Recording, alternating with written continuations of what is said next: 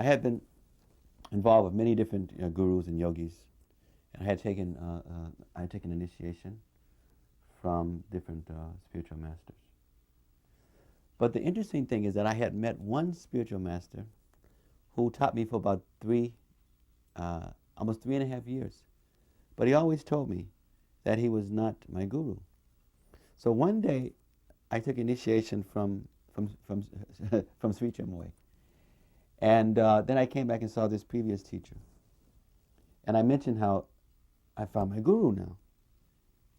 He's given me initiation, and he explains and says that he is a Jagat Guru. So this first teacher kind of laughed. And he said, he's only a Mayavadi. And then he began to explain what Mayavadism is and personalism. And he went on to say, do you really want to know who the Jagat Guru is? And now by now he had let me know that that meant a very highly evolved spiritual teacher, a teacher of teachers. And so he paused, and then he asked me again. He said, do you really want to know? And by the time I was getting a little nervous, but I was more curious. And so then he asked the third time. He says, do you really want to know? And I says, yes. And he said, Srila Prabhupada, the spiritual master of the Hare Krishna movement. Now, during these 3.5 years where he was previously teaching me, every now and then, and he was teaching me what's called Radha Yoga and Astanga Yoga, and a lot of kind of metaphysical things. But he would always say, I'm not your guru. But every now and then he would say something or explain something, but he would say, but Prabhupada says like this, or Prabhupada has done like this. And I thought Prabhupada was maybe his uncle or some friend of his. And so when he mentioned that name again, it rang a bell.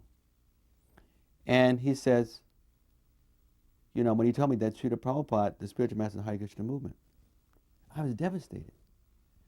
Because I had saw the devotees 2 different times. And I thought they were very weird, unusual. And I was thinking, you mean those people who wear the bed sheets? Who put war paint on their face? And go around jumping down in the streets with tennis shoes on and mismatched socks? You mean they are connected with something that is very advanced, very high? He said their spiritual master is a spiritual master of spiritual masters. And they have the higher knowledge on the planet.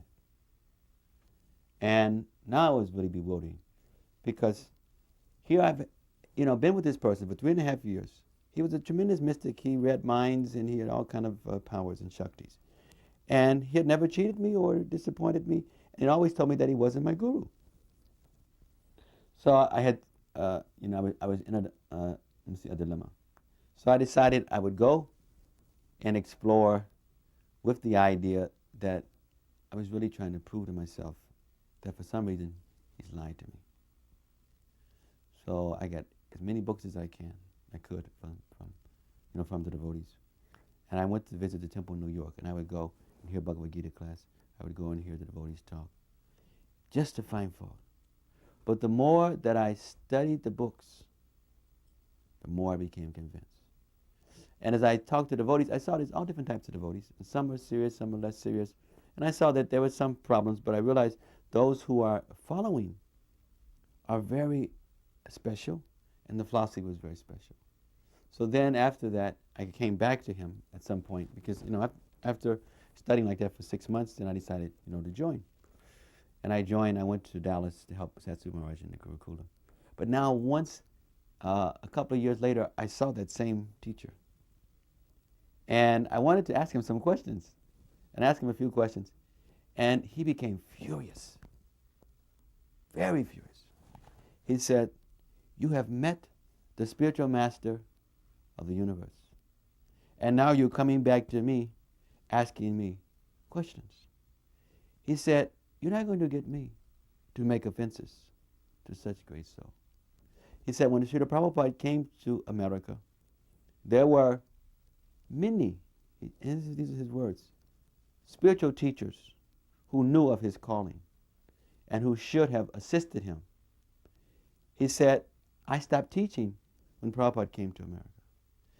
Then he began to explain, I taught you all of these things because I saw you were so entangled, so interested in such things, and I realized that this would help you in your service for Prabhupada in the future.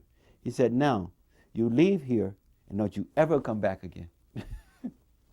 Now, the first physical encounter was also in New York, and that must have been, I guess, 1971. There was a devotee in New York named Bhakti Jana, sort of unusual devotee, and he was trying to start a program in Harlem. So Prabhupada had given him permission to do this program. So he was trying to gather, some black bodies to help him. And I was just, a bhakta coming, to visit at that point. I was still at the University of Princeton, and on weekends I would come to the temple. So I had connected with him because Prabhupada was coming in. I think there was a Rath Yatra or something. But Prabhupada was going to meet with those devotees who were going to work in the Harlem project. So we all came in for darshan. And somehow I was lucky to sit very close to Srila Prabhupada. And as everyone felt, I felt he was looking at me, very piercing and very intimately. And I remember asking one question that was bothering me. See, when I would come to the temple in New York, I had graduated from Princeton by that time, and I was in suits, and I was working as an assistant to the public defender in New Jersey. And I was a little puffed up, I graduated from this good school and had a nice job, and I was quite young. But not many devotees would preach to me. And there was probably many reasons. One, they probably saw I was puffed up. Two, they probably wasn't sure. This guy in his black body, can he really know this, understand this? And because I had been in so many different environments, I was brought up in the inner city area, but I went to very, sophisticated prep schools. And I was, in environments where I was with, senators' sons and things. And I went to Princeton around all these environments. So I was very sensitive to the situations. So I had this question for Srila Prabhupada.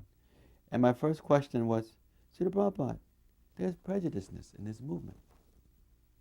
Prabhupada looked at me, he says, oh. He said, so someone is thinking you're the body?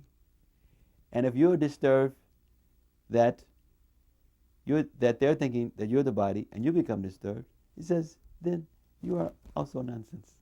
That was the spirit. So the spirit was, Prabhupada was telling me in so many words, yes, so bodily consciousness is there in so many ways. But if I'm getting so distracted because of that, then that is my nonsense. We were walking with Srila Prabhupada, and I was asking a few questions. I don't really recall the questions. But then Prabhupada at one point, he stopped and he looked directly at me, and he quoted Bhagavad Gita 264. And that verse has so much in purport, so much to do with renunciation of the senses, controlling the mind, and depending, on Krishna's mercy. So I took that very much to heart, and I, started living a very sort of austere life, where I would chant, 48 rounds every day. I'm sorry, 42 rounds. I said 48 before, 42 rounds, and I would sleep, for a long, long time. I was sleeping about 3 hours. I would get up 12:30, 1 o'clock, chant most of my rounds before Arti, do some reading, and I was eating once a day in that way. But that instruction, it was like so piercing. And it was Mahabodhi who reminded me of that, because he was saying how we were all together, and Prabhupada just almost knocked me over, with that instruction. And because even afterwards, the devotees were saying, Prabhupada gave you such a personal instruction, it's amazing. Because the next day, Mahabodhi got such an instruction, different kind of instruction, but he got a personal instruction. And so it was very clear on his mind. So we were talking about that the other day, and he was helping me to focus. And then I started thinking how that had much of influence in encouraging me in my life of sort of simplicity, and renunciation. Mm-hmm. Then later, we started meeting with Srila Prabhupada more often. I joined the library party. I joined Setsu Maharaj, Hirananda Maharaj. Then we started traveling around, distributing books, contract sets in America and Europe. We had one wonderful encounter with Srila Prabhupada after we had started the work. So we met him in San Francisco. I think it was at, let's see, I think it was at Jayananda's house, at his apartment. And so Prabhupada wanted all of the devotees to come in. He had heard about our work. And he talked to us so sweetly. Then he gave each of us some prasadam. He came up one by one.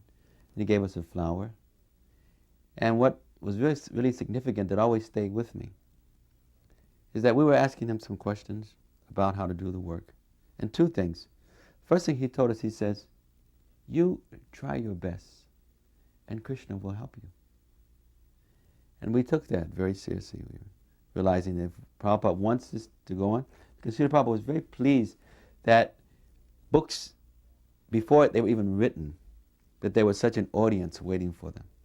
See, the idea of the contract sale was that we would find professors, universities, museums, and also libraries who would agree to take any book that Prabhupada, that we had now available, and any book that comes out later in print. So what's more wonderful for an author than knowing not only are people taking my book, but they're waiting. So let me finish writing so they can be able to receive those books. So we came, the library, devotees working with the library party, we came in to see Srila Prabhupada, and he gave us this very simple technique. And the technique was that we should get the order from a very prestigious professor, university, or institution. And after getting it, we should keep it, or keep a copy of it. And then when we visit other universities, or other persons connected in academia, we should show them the order that we receive. And it was a simple thing. When you think about it, he was really telling us everybody has their gurus, everybody has their acharyas. And everyone wants to be about something that's successful or important. And what important people do, others will also do. So we started doing that as we traveled through America, through Europe, and some of the other places, India. We started using that as a technique. We would go to those places. We take the most difficult place or the most prestigious place. And whatever we get from there, then we would go to other institutions, other professors, and show them, oh, such and such. And I did this, for instance, one of the biggest sales we ever had in the history of the library party was at Brigham Young University. And I met the spiritual head of the Mormon church at that time. And, they had, I think, an academic head and a spiritual head. And I'm not sure which one. It's so long ago that I met. But I met one of the heads. And he was so enthused about Srila Prabhupada's books. He knew many, many languages, about 20 languages. He was a linguist, historian, philosopher, etc. And he had been studying various things from Vedic cosmology. So when he saw Prabhupada's books, the way it was formatted and the detail, he was in ecstasy. He bought a complete set of Bhagavatam, Chaitanya Charitamrita for himself, ordered for his department library, wrote a note and told the librarian for the general library, buy these books, everything this book salesman has. Now when I took his order, took his letter to the librarian, then when I started visiting other departments, see, at most schools we would sell books maybe to the history department, philosophy, comparative literature, religion, and sometimes we could stretch it to other places. But here, I had the letter from the acharya of the institute.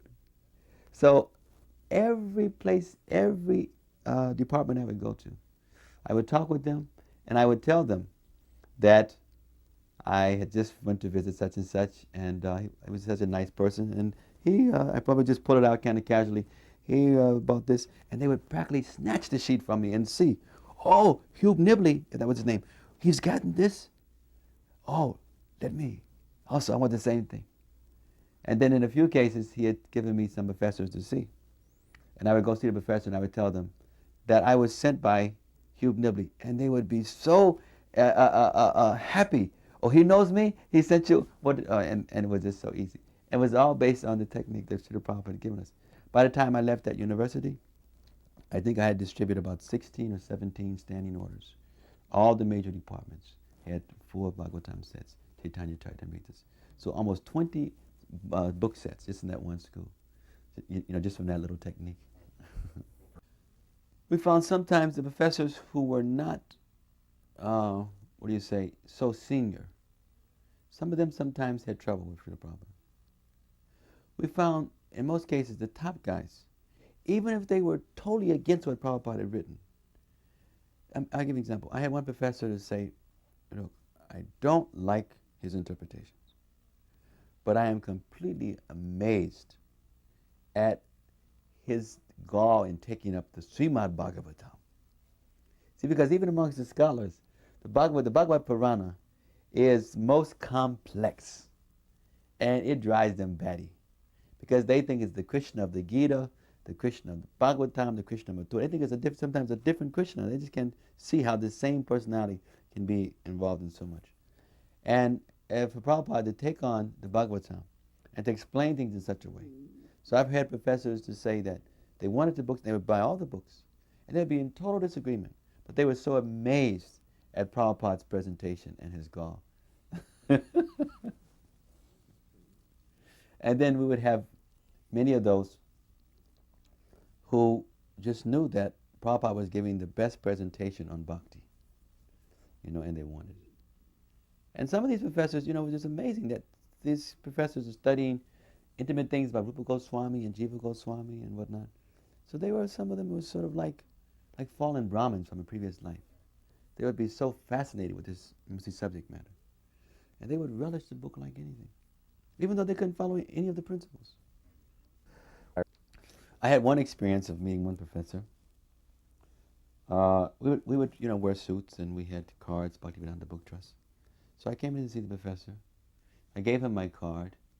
He looked at it, and he turned red, and his eyes were big, and he was practically foaming at the mouth. It took him almost like a minute before he finally was able to speak. I don't know whether to run out the room or whether the guy was having an epileptic fit or what. Go call find the doctor. Then finally he strained and he says, "You, get out of here. Get out of here." And just as I was getting out the door, I was ready to, I was going out. I don't know why he wanted me out, but I didn't want to be in his presence with that kind of energy. And then as I was walking out the door, he said, "I've read these books. If people accept this philosophy," he said, "I would have no job." So some of them were reading. He was a professor of Sanskrit. And he had read how Prabhupada had said that a teacher should teach by example. Teachers should have certain qualities. And he knew he's teaching the chain smoker, an alcoholic, a meat eater, flesh eater, that if this Vedic civilization was established and people accepted this as the rule of law for teaching, he would have no job. So we saw both sides. We saw how many people were so appreciative, and they felt that Prabhupada's books added to their scholarship and gave them so much information, about bhakti. Even some professors would say this. I had one professor take the Nectar Devotion. He says, "This is the best book out on bhakti. This is the best handbook." And he ordered it for his class and everything. And then we see other cases where the professor knew what was in the books and was very threatened because he saw that the books called people out based on what they really were. And he was not a teacher, by example. One concurrence I had with Srila Prabhupada was in Toronto. I was guarding his room. And at that time, Prabhupada's door was glass, to his sitting room. So you could look in while you were guarding him and you could watch him, part of the day as he was doing things. And what was most impressive to me is how Prabhupada had this regulated schedule. He was chanting his rounds and meeting so many people.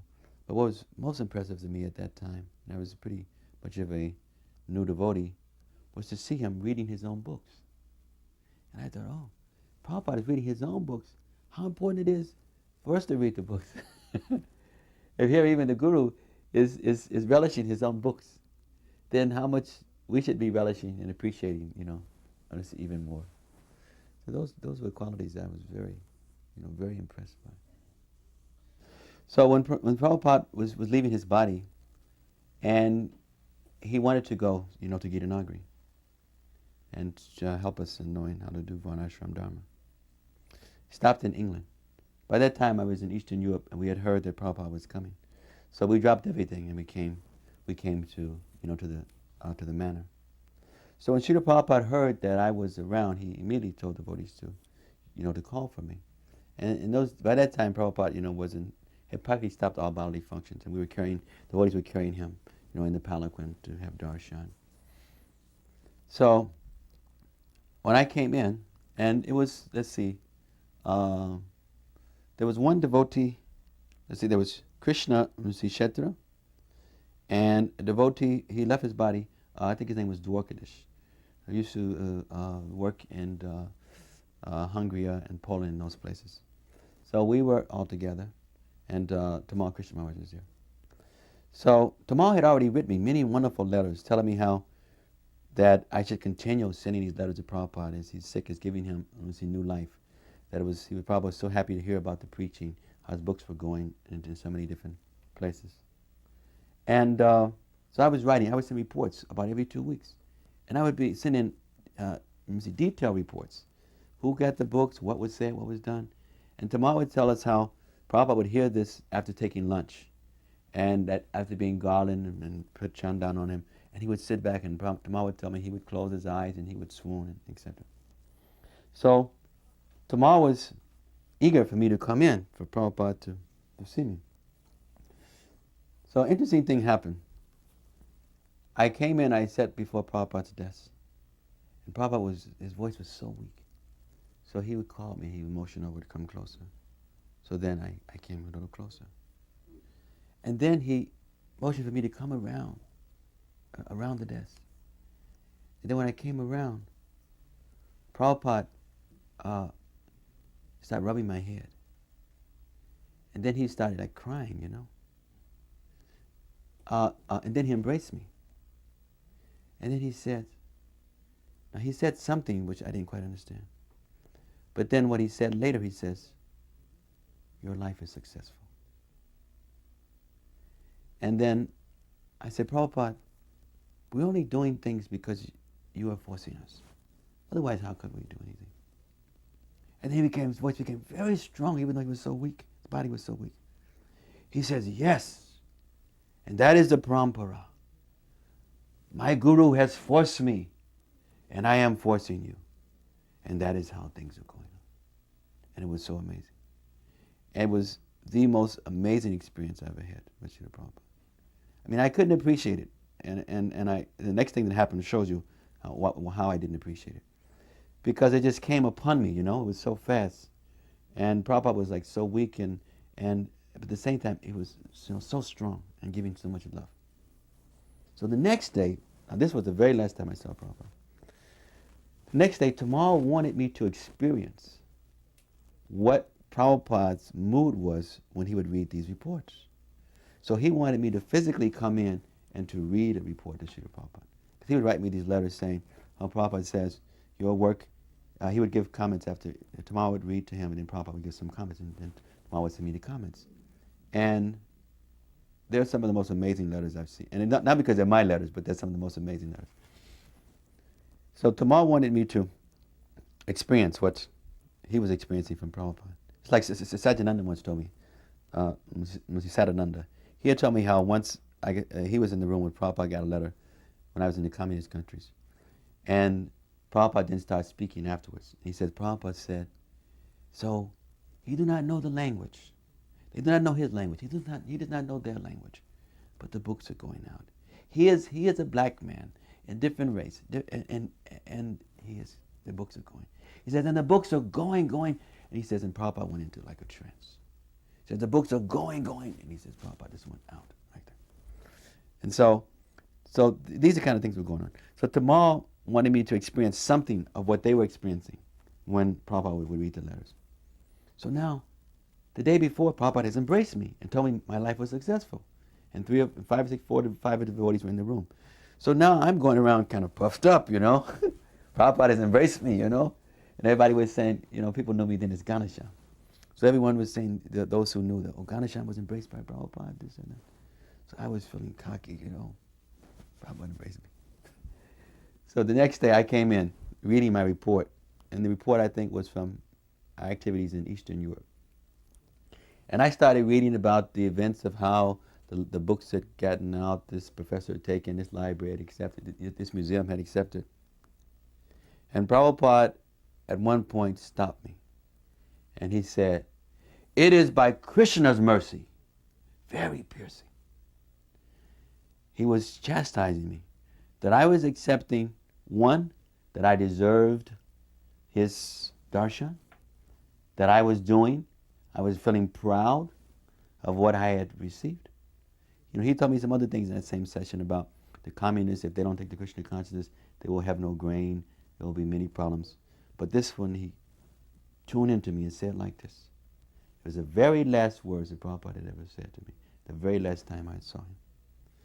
And it just lived with me to realize that we must always remind ourselves that anything that we're able to do, it is by the mercy of Guru and the mercy of Krishna. So here, the best time I had with Prabhupada, the most amazing experience was the day before, and the most devastating experience was the last one of this serious chastisement. Je anilo